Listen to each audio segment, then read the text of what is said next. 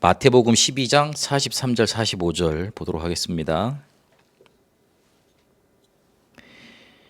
서기관과 바리새인들이 표적을 구했습니다. 그래서 내가 너희들한테 표적 보일 거는 요나의 표적밖에 없다. 그러니까 부활 그 말씀하신 거잖아요. 요나가 3일 동안 어디입니까? 물고기 뱃속에 있다가 나오게 됐습니다. 그것밖에 보일 것 없다 그랬습니다. 그런데 그걸로 표적을 주신다고 말을 마치신 게 아니라 그것보다 지금 너희들 상태가 어떤 상태인 줄 아니? 잘 믿는다고 하는 서기관들 그리고 바리새인들 굉장히 그 서기관들 바리새인들은 쉽게 말하면 교육자들과 평신도들 중에 굉장히 잘 믿는다고는 그 당시의 대표 주자들한테 하신 말씀이었습니다. 같이 읽겠습니다. 더러운 귀신이 사람들에게서 나갔을 때에 물 없는 곳으로 다니며 쉬기를 구하되 쉴 곳을 얻지 못하고 이에 이르되 내가 나온 내 집으로 돌아가리라 하고 와보니 그 집이 비고 청소되고 수리되었거늘 이에 가서 저보다 더 악한 귀신 7을 데리고 들어와서 거하니 그 사람의 나중 형편이 전보다 더욱 심하게 되느니라. 이 악한 세대가 또한 이렇게 되리라 그랬습니다. 잘 믿고 있는 신자들인데 예수님 보시기에 예수님은 하나님이시잖아요. 하나님이 보시기에 이 자들은 다른 건 다 놓치고 지금 종교 생활을 하고 있는 거예요. 그러니 뭘 이기지 못하냐면 귀신 이기지 못하는 거예요. 그 귀신을 쫓아내는 방법 뭐 그런 것들 종교 생활 열심히 하고 있지만 귀신이 종교한테 무릎 꿇습니까? 그래서 더 악한 귀신 7을 데리고 들어와서 완전히 망가뜨리는 그런 일을 하고 있는 겁니다. 오늘은 치유에 대해서 왜 돼야 되는가 두 번째 시간으로 신자들한테 왜 치유가 돼야 되는가 그 부분 살펴보도록 하겠습니다. 왜 우리가 오직 복음을 계속 말합니까? 그렇게 말을 하는데 다른 것도 많이 있는데 그리고 우리를 공격하는 신학자들 중에 굉장히 우리가 수준 낮다고 아유 저 공부도 못 해가지고 복음밖에 말할 거 없다고 그렇게 말하는 사람들이 많은데요. 뭐 그렇습니다. 공부도 잘 못했고 책도 일본 지식도 짧고 그렇습니다만은 우리는 그리고 저는 현장에서 사람들을 만나면서 오직 복음이면 안 되겠다는 그게 확인되고 발견되졌습니다. 왜 그러냐면 오직 복음이 아니면 운명 실제로 해결하지 못해요. 더 정확히 파고 들어가 보면 운명 해결하지 못하면 사단 이기지 못합니다. 실제로 존재하고 있는 이 악한 사단이라는 존재는 복음만 두려워합니다. 사단이 잘합니다. 사도행전 19장 8절부터 20절까지 읽어보니까 스게와 7 아들이 예수를 말하잖아요. 근데 뭐라고 말을 하냐면 내가 바울이 전하는 예수를 나도 말한다 그렇게 말을 합니다. 자기 것 아닌 거 확실하죠. 빌려서 말하는 거잖아요. 그런데도 그러니까 그 귀신이 뭐라 그러냐면 내가 그리스도도 알고 바울도 아는데 너는 누구야? 그래가지고 이 사람을 완전히 찢기고 막 이렇게 난리를 칩니다. 사단은 복음만 두려워해요. 그리고 우리가 그거 제대로 알고 있는가? 오직 복음인가? 알고 있어요. 왜 그렇게 하나님을 믿는데도 핍박이 많고 문제가 많으냐? 그거 하나님이 의도하신 거 말고 실제로 이렇게 이유 없는 고통 그런 것들 많거든요. 근데 왜 그러냐면 복음 모르기 때문에 실제로 안 당해도 되는 그런 운명의 저주 재앙들을 계속 받고 있는 거예요. 그래서 나중에는 어떤 생각이 드냐면 나 그렇게 열심히 하나님께 헌신하고 열심히 교회 다녔는데 왜 그렇게 안 되지? 이런 질문을 찍는 마침표를 찍는 그런 신자들이 많습니다. 오직 복음 아니면 운명 해결 못합니다. 그리고 왜 기도하고 왜 우리가 이거를 계속 기도를 항상 하라고 그렇게 계속 강조를 하셨냐면 실제로 힘이 없으면 현장에서는 지게 되어 있습니다. 육체인적으로 봤을 때도 뭐 당 딸려서 이렇게 단 거 먹어야 된다 그러잖아요. 그러면 그때 몸 상태가 어때요? 굉장히 짜증이 올라오고 힘이 떨어지고 그런 상태잖아요. 육신적으로도 힘이 없으면 뭐부터 올라오면 짜증부터 올라와요. 그리고 짜증이 올라오면 불평이 자꾸 나오게 돼 있죠. 그리고 눈이 달라지게 돼 있어요. 그래서 실제로 기도에 힘이 없으면 우리가 최고의 것을 가지고 있음에도 그거를 누리지 못해요. 그래서 기도 붙잡고 있어야 됩니다. 그리고 왜 전도하고 왜 어떻게 전도해야 됩니까? 사람들이 우리가 착하게 살고 우리의 선함을 사람들이 보여주면 세상이 감동을 해서 예수 믿을 거라고 생각을 합니다. 저는 그렇지 않다고 봅니다. 우리가 착하면 우리 착하다고 칭찬을 하지 하나님을 높이지는 않습니다. 그렇다고 해서 이 사람들이 그리스도를 직접적으로 듣는 게 아닙니다. 왜 직접적인 방법이 있는데 왜 자꾸 교회들이 간접적인 방법만 그렇게 말을 하는지 모르겠습니다. 그래서 결국은 우리의 윤리 따지고 도덕 따지고 규범을 따지잖아요.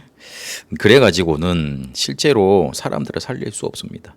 그리고 앞으로의 시대는 영적인 문제가 더 심각해질 거라고, 그리고 계시록에는 영적인 대혼란 시대가 올 거라고 말을 하고 있습니다. 그럼 그 시대 우리가 그냥 착하게 살아서 그냥 버티고만 해서 살 수 있습니까? 그렇지 않죠. 우리가 기도로 힘을 얻고 오직 복음을 붙들고 있으면 하나님이 전도문을 여시고 사람을 예비해 놓고 만나게 하십니다. 사람과의 사람의 만남은 우리 마음대로 할 수가 없잖아요. 우리가 친구를 마음대로 골라서 사귀는 것 같지만 그게 마음대로 잘 안 돼요. 축복이 있어야 되고 뭔가 이렇게 연결시켜주는 응답의 통로가 있어야 돼요. 그걸 누가 주관하시느냐?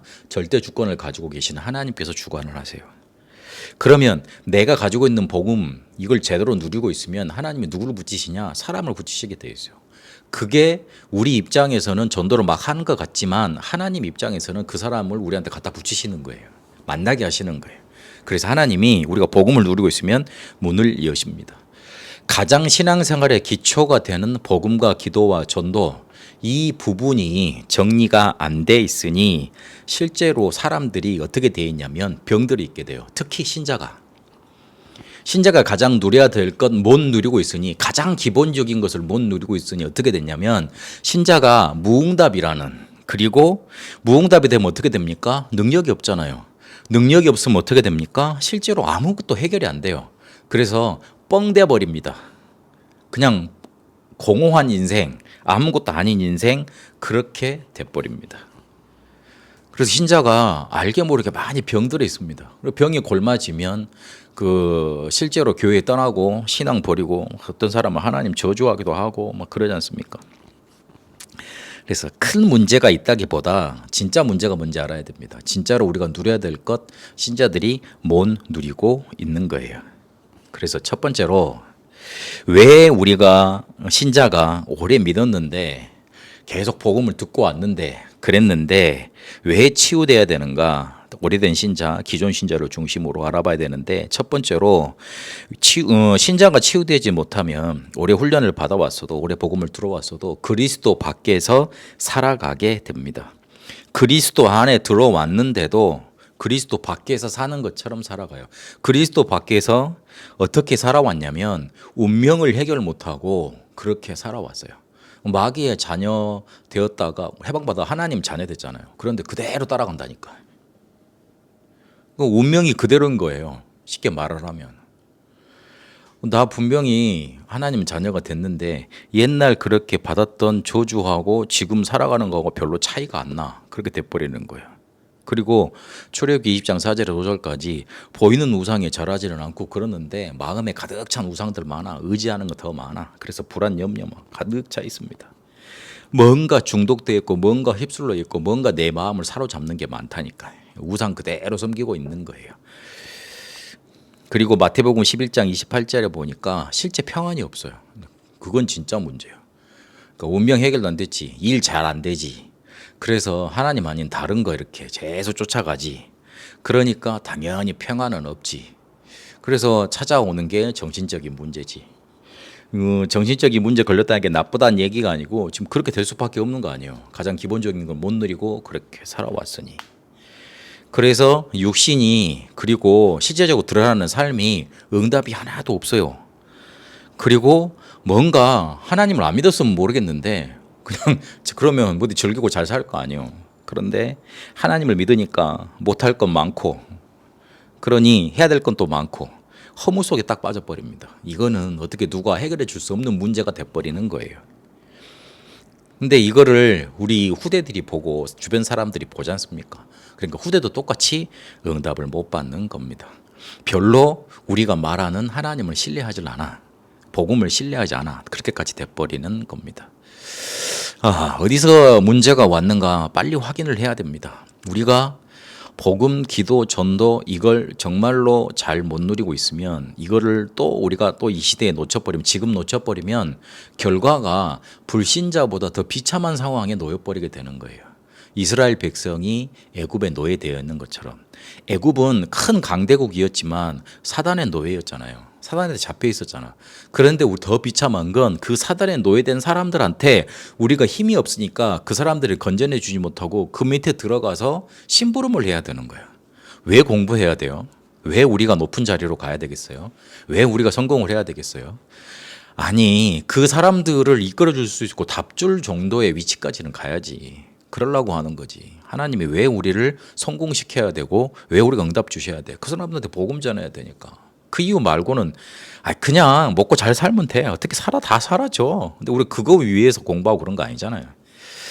우리가 복음 놓치고 기도에 힘이 없고 그리고 실제로 하나님이 우리를 인도하시는 증거가 없다 그러면 그리스도 밖에서 사는 거하고 똑같다. 치유되지 못하면 치유가 안 되면 또 그리스도 밖에서 그리스도 안에서 들어왔는데 그리스도 밖에서 사는 거하고 비슷하게 사라진다. 그보다 더 못하게 사라진다. 그리고 두 번째 이유가 있어요.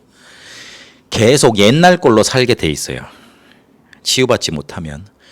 하나님의 자녀가 됐는데도 치유되지 못하면 두 번째 옛날 것 이전 것으로 살아갑니다. 우리는 고린도 후서 5장 17절에 보니까 육신으로 살 사람이 아닌 새로운 피조물이 됐다고 그랬잖아요. 그런데 영적으로는 그런데 삶, 정신, 마음, 육신은 어떻게 되냐면 옛날 이전 것으로 살아가는 거예요. 에레미야 30장 13절에 보니까 상처 그득하게 안고 살아가는데 답이 없어요. 옛날 상처 그대로 가지고 살아가. 그러니까 답이 없어. 누가 해결해 주지를 못해. 뭔가 문제를 만나면 옛날 그 상처를 자꾸만 이렇게 북돋아 주는 역할밖에 안 돼. 그래서 답이 없어요. 건강한 삶, 건조한 삶, 아무것도 우리에게 뭔가 해답이 없는 삶, 그런 삶을 자꾸만 살아가게 됩니다. 혹시나 부모님이 혹시나 다른 세상이 상처를 줬더라도 복음 붙들고 그거 발판 삼아야 돼요. 하나님 우리에게 축복하신 거지 재앙이 아니라고 그랬어요. 에레미야서 29장 10절에서 12절까지 보니까 하나님이 우리를 저주한 게 아니고 재앙 준 게 아니고 상처 준 게 아니고 하나님이 우리를 축복하시려고 미래에 하나님께서 이끄시는 응답의 자리로 인도하시려고 우리에게 줘 놓으신 거예요. 그 제가 가끔 예전 어린 시절 얘기, 제 상처받았던 얘기, 제 모자란 얘기 많이 하잖아요. 다 여기서 못 하겠습니다만은 가끔 다루겠죠. 그런데 돌아보면 돌아볼수록 내가 만약에 그런 집안에 태어나지 않았더라면 그런 아버지와 어머니의 고통이 없었더라면 내가 그걸 어릴 때 당하지 못했더라면 난 복음을 못 깨달았겠다. 나의 수준이 그것밖에 안 달았겠다. 내 마음이 너무나 갈급해서 답을 찾다가 하나님이 그때 나한테 복음을 주셨는데 그렇게 내게 복음이 찾아오지 않았더라면 나는 절절하게 이게 오직이라고 발견되지를 못하겠다. 그래서 하나님이 나에게 이거를 오직으로 말할 수 있도록 그렇게 상처 주셨구나. 그래서 나는 그 상처가 너무나 자랑스럽고 너무나 귀중하고 너무나 소중하게 보여. 이렇게 돼야지 감사가 나와야지 그게 상처가 치유된 거예요. 그런데 거의 대부분 상처 때문에 슬퍼하고 또 거기에다 또 상처를 붙이고 상처를 건드렸다고 또 화내고 있고 그러잖아요. 그래서 상처가 있는데도 분명히 답을 주셨는데도 답 없이 치유가 안 되면 살아가야 됩니다. 그리고 두 번째, 이전 것으로 살아가는데 에베소서 4장 26절 27절에 있는 것처럼 이전 것으로 살아간다는 말은 불신자들이 거의 대부분 어디에 잡혀있고 어디를 이기지 못하냐면 분내는 거 화내는 거 이기지를 못합니다. 그래서 난폭합니다. 포악합니다. 세상이. 그런데 성경은 분명히 밝힙니다. 분내고 화내는 거 사단의 마귀의 틈이라 그랬고 마귀가 들어오는 우리를 사로잡는 통로라 그랬어요.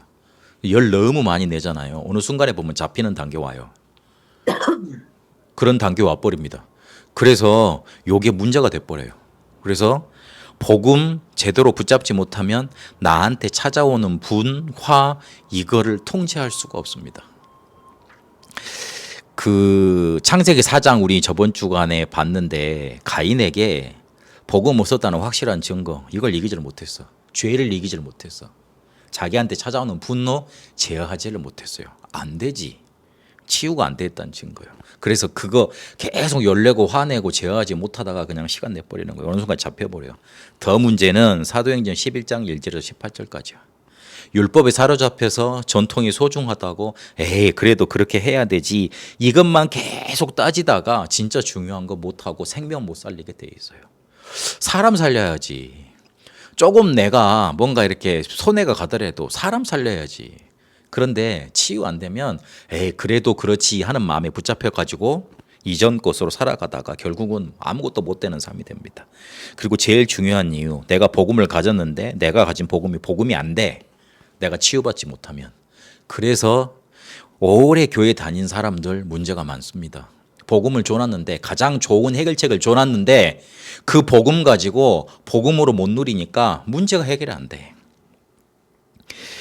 그래서 마태복음 12장 28절 29절에 보니까 도둑이 들어와서 내 삶을 완전히 장악했는데 그 도둑을 쫓아내지를 못하는 거예요. 내 삶을 완전히 도둑질을 해가지고 완전히 뭔가 망가뜨려 놓고 있는데 눈치도 못 채는 거예요. 왜 이럴까? 내 삶은 왜 이렇게 응답이 없을까? 왜 이렇게 힘들까? 안타까워하고 그냥 하소연만 하고 그 하소연 들어주면 뭐합니까? 해결이 되지가 않는데 그 도둑이 우리 인생에 우리 마음에 우리 자녀들한테 찾아 들어와가지고 장악을 해가지고 다 뺏어가는데 그것도 난도질을 해놓는데 거기에 대한 전혀 감각을 못 느끼는 거예요. 마귀 그러면 그냥 이거 무서운 존재 이러고 알고 있고 아니면 두려워하기나 하지. 분명히 예수님이 말했습니다. 도둑이 우리 인생에 들어와서 장악을 해가지고 다 뺏어간다고. 그거 이기는 게 바로 하나님 나라가 임한 거라고, 성령이 임한 거라고 이렇게 말을 해놨는데도 거기에 전혀 관심이 없게 돼요. 치유를 못 받으면. 그리고 오늘 마태복음 12장 43절 45절 읽었는데 미안하지만 모양만 같은 종교 생활이 계속 되다 보니까 뭘 해결 못해요? 근본 문제를 해결을 못해요. 그러니 결국은 당하는 거지요. 결국은 당해요. 그래서 이전 세대보다 더 뭔가 이렇게 악한 세대가 또한 이렇게 되리라. 그렇게 상황이 나빠진다고 말을 합니다. 사도행전 5장 1절에서 11절까지 보니까 복음이 안 되면 뭔 소리만 듣게 돼 있냐면 사람이 옆에서 하는 소리에만 귀가 기울어지게 돼 있어요. 그래서 눈치만 보다가 그 눈치껏 이렇게 행동을 하다가 아나니아와 삽비라가 안 하고 싶은데 억지로 했다가 성령을 속여가지고 둘 다 이렇게 죽게 되지 않습니까? 사람 소리만 늘 신경 쓰고 그거 마음에 담다가 결국에는 자기 인생을 놓쳐버리는 그런 결과를 맞게 됩니다. 오래 교회를 다녔어도 그리스도 밖에서 사는 거하고 똑같다. 그리고 옛날 불신자 때 그 살았던 그 이전 것으로 산다. 그리고 복음을 가졌어도 복음이 안 된다. 그래서 교회 다녀도 치유받아야 될 거 있으면 치유받아야 된다. 그렇게 말씀을 붙잡아야 됩니다. 그런데 방법은 간단합니다. 치유 방법은 내 삶에 있습니다. 어디 먼 데 나가서 찾아오는 게 아닙니다. 내 삶에 치유 방법이 있습니다. 그것도 매일 그리고 계속 하다 보면 되어지는 방법, 치유되는 방법을 하나님이 분명히 주셨습니다. 그래서 쉬지 말고 기도하라, 범사에 감사하라, 항상 기뻐하라 이거 있잖아요. 데살로니가 전서 5장 16절 18절까지 그 말씀을 줘 놓으신 거예요. 우리가 치유 그러면 내 삶을 뭔가 변화시키려 그러면 어디 먼데 큰 사람이 와가지고 목사님이 좀 대단해가지고 교회가 커가지고 내가 그 영향을 받으면 그 기운을 받으면 나도 내 인생도 변할 수 있을 거라고 생각을 해요. 무당하고 뭐가 다를 바 있어요? 그러면 무당하고 뭐 다를 바 있냐고요. 무당이란 존재가 신하고 가까운 매개자이기 때문에 내가 문제를 해결하려면 그 신의 도움을 받아야 되겠다. 그러기 위해서 무당한테 가는 거 아니야. 그러면 우리도 그렇게 생각해. 말은 안 해줬지만 어떤 큰 능력 있는 목사님이 와가지고 좋은 설교를 내가 들어서 그런 지식을 내가 얻고 그리고 주변에 좋은 사람들이 많고 인맥도 많고 큰 교회 막 그런 것들이 있어서 그리고 대단한 능력 있는 사람이 나한테 뭔가 기도해주고 그러면 내 문제 해결해야 될 것 같아. 그렇지 않아요. 아무리 좋은 사람을 만나도 아무리 대단한 사람을 만나도 내가 그거를 받아들일 수 있는 그릇이 안 되면 해결이 안 되잖아요. 그래서 치유 방법은 내한테 있고 내 삶에 있습니다. 그것도 내 삶에. 삶이라는 거는 계속 지루하지만 반복되는 것 같지만 지속이 되고 연결이 돼 갑니다. 그래서 어떤 키를 붙잡으셔야 되냐면 매일 그리고 계속. 우리가 기도 계속 하잖아요. 말씀 계속 듣잖아요. 계속 훈련 받잖아요. 거기에 모든 치유 방법, 모든 치유의 능력이 다 들어 있습니다. 그리고 확신하실 거 크고 대단한 방법 아까 말했지만 필요치 않아요. 이미 나한테 줘 놓으셨어요. 하나님 자녀가 됐을 때 마가복음 3장 13절에서 15절까지 보니까 분명히 줘놨다 그랬습니다. 그래서 함께 있기 위해서 불렀고 귀신 내어쫓는 권세 있게 하기 그렇고 전도도 하기 위함이다 그랬습니다. 분명히 우리를 부르실 때 줘놨습니다. 마태복음 10장 1절, 누가복음 9장 1절, 10장 1절 분명히 평신도들도 부를 때 제자들을 부를 때 그렇게 다 해 놓으신 겁니다. 그래서 붙잡아야 됩니다. 치유받아야 되는데 특별한 데 가는 게 아니다. 이미 주셨다. 그걸 매일 그리고 계속 하는 거다. 그래서 치유받아야 된다. 그리스도 밖에서 더 이상 살 수 없다. 이전 것으로 살지 않고 나는 복음을 복음으로 붙잡겠다. 이렇게 붙잡게 되는 응답 있게 되시길 바랍니다.